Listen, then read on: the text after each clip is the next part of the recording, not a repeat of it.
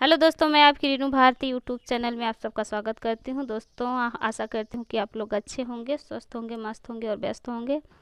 दोस्तों, आज हम छोटा सा गाना गाने जा रहे हैं, कजरी गीत। आप लोग सुनिए और लाइक कमेंट सब्सक्राइब ज़रूर करिए और ज़्यादा से ज़्यादा सपोर्ट करिए, प्लीज़। आप लोगों से रिक्वेस्ट है, सुनिए आप लोग कजरी गीत।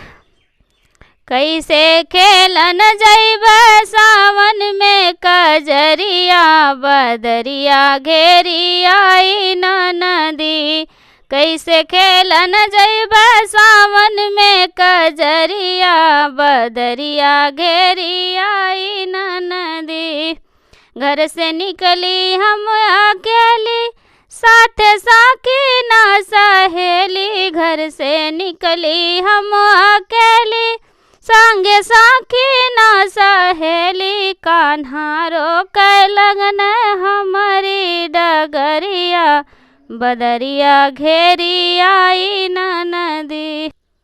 कान्हा रोक लगन हमारी डगरिया, बदरिया घेरी आई नदी।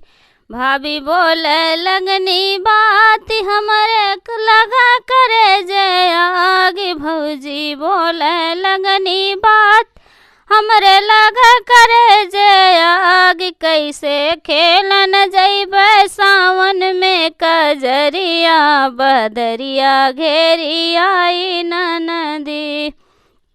कैसे खेलन जइबे सावन में कजरिया, बदरिया घेरी आई नदी।